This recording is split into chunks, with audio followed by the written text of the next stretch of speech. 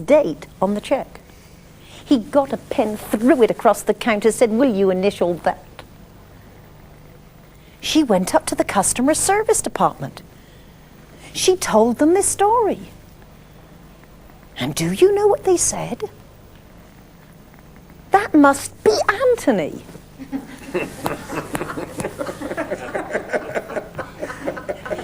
Now, this is a company who advertises we care about our customers, and they know about Anthony.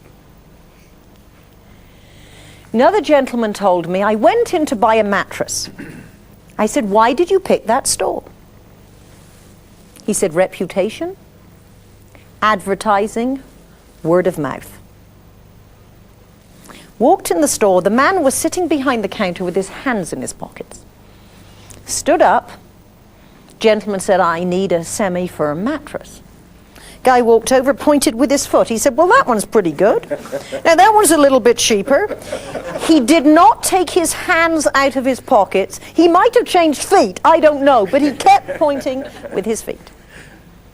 Man was not impressed. He said, "Well, I think I'm going to go home and discuss it with my wife." Guy says, "What do you mean? You don't make the decisions in your household?"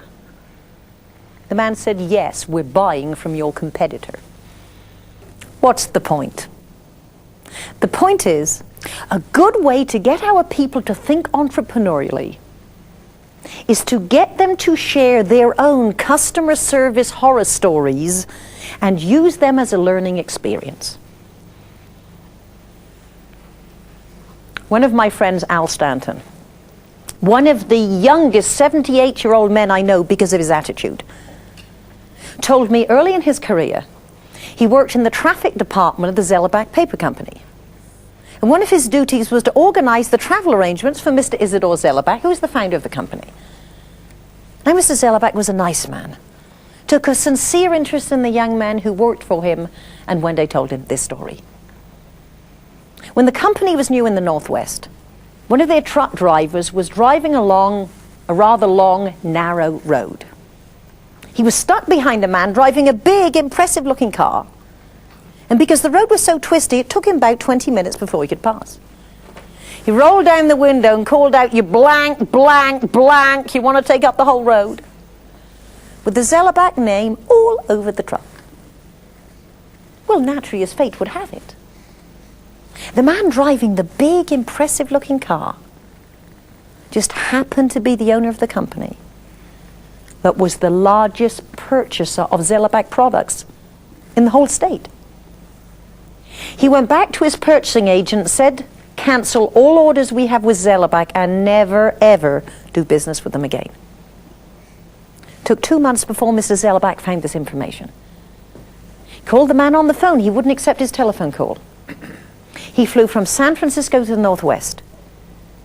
He said, "How come when we give you good service, prompt delivery, and great prices, why would you stop doing business with us?" And the man told him about the truck driver. And Mr. Isidore Zellerbach said to Al Stanton, "At that moment, I realized that we had overlooked the most important aspect of our business. And that is that even the janitor represents our company to the outside world." And at that point, they put together a training program on politeness and human relations for the truck drivers. And for many years, they had the reputation of being the best on the road. Let's review some of the things we need to remember to create an entrepreneurial environment. 1, take ownership of problems. 2, do more than the competition. 3, think like a leader. 4, learn from customer service horror stories. And if we do this, we have gone a long way in creating a customer service environment. One afternoon, I'd just given a speech, and I had to go to make a sales call on a gentleman who was considering hiring me to speak for his company. His secretary said, "Miss Fripp, he's half an hour late. Would you like a cup of coffee?" I said, "No, I'm going to the store opposite to buy a pair of hose." As I walked into the store, I was greeted by this dynamic, incredible, fun sales assistant. She said, "Good afternoon, don't you look nice? What are you in here for?" I said, I just need a pair of hose. She said, I work in the shoe department, come talk to me. I said, I'll be honest, I have so many shoes, Imelda Marcus stops by to admire them. But I have 28 minutes, I'll come talk to you. So I wandered around, got a couple of pairs of hose, went back in the shoe department, and she was so much fun.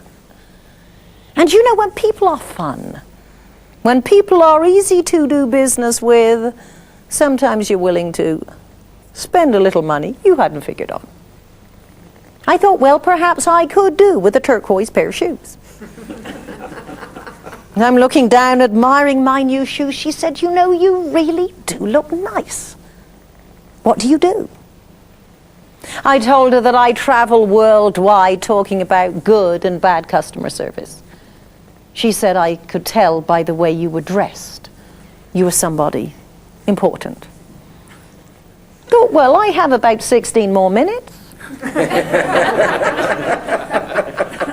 Maybe I should tell her how important. I said, next week I'm going to a convention of the National Speakers Association. They are going to make me their first female president. She said, for somebody that important, do I have a dress for you? Now I went in to kill 28 minutes and buy a pair of hose. I ended up with 2 pairs of hose, a pair of turquoise shoes, and an exorbitantly expensive beaded evening dress. Because that young lady understood something in her business we have to understand in ours. And that is, good customer service is exceptionally good for business.